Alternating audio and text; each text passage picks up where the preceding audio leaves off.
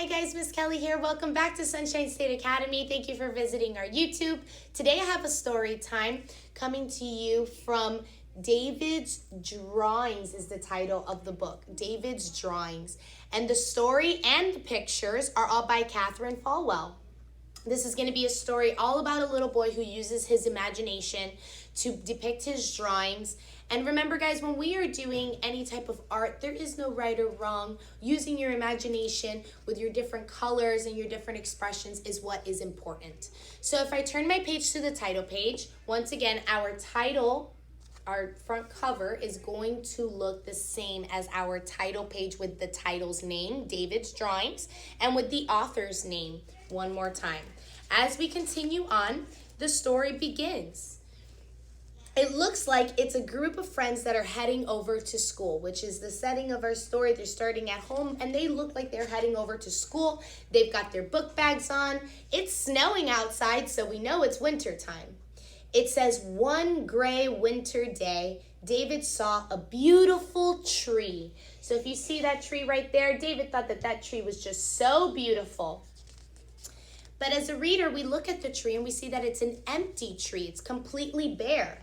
When he got to school, David took off his boots and hung up his jacket, as they usually do up north after walking through the snow to get to school. He found a pencil and a fresh piece of paper. So our friend David is an artist. And as we can probably guess, he's probably going to draw that beautiful tree that he remembered. David thought for a moment, and then he made a drawing of the tree that he had seen. So we were right, guys. He does make that drawing of the tree. And as you can see, he does draw it with his pencil on a white piece of paper. And he draws it just as how he saw it, nice and bare, just sticks. Nice tree, said Amanda, but it needs color. David got some crayons and he made the tree brown. Amanda smiled. Some grass too, she said. David handed her a green crayon. Here, you can make some, he said shyly. Amanda colored green grass under the tree. So now they're really bringing their drawing back to life by giving it things that they really didn't see in real life, right? They only saw the bare tree in the snow, but this time they're giving it some color with some beautiful grass at the bottom. So he and his friends are playing nicely, using their imagination together to create a beautiful drawing. That tree needs leaves, Ryan said. David looked at his drawing and then began to add leaves. He let Ryan add a few more too. Look, said Jamal, I have these cool stickers. May I put some on the picture? Sure, said David.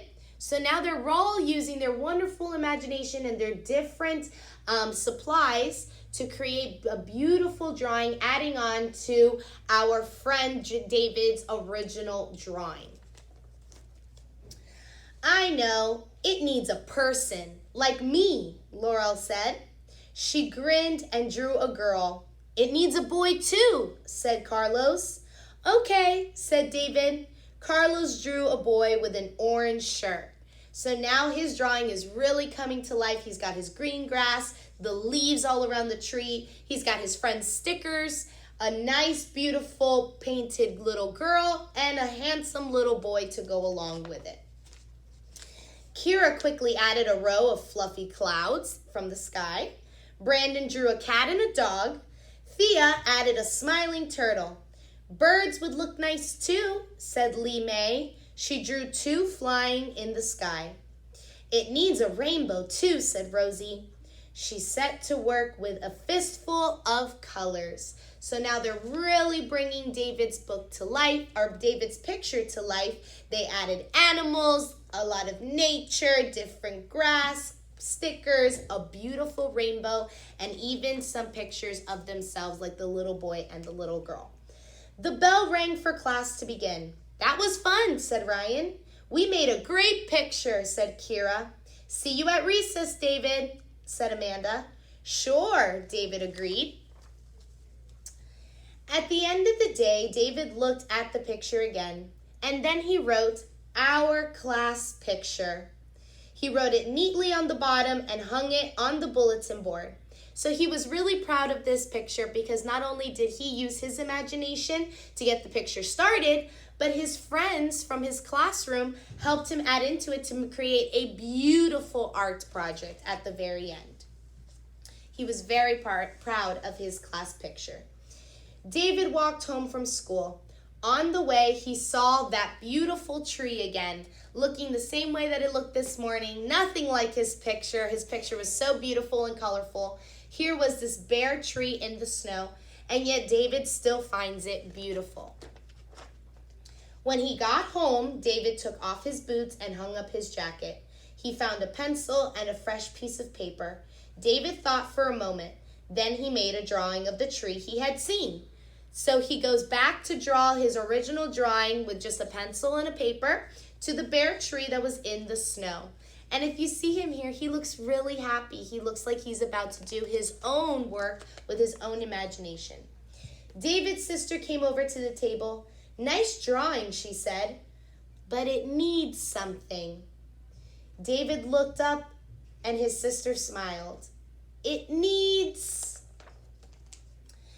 to hang on our wall."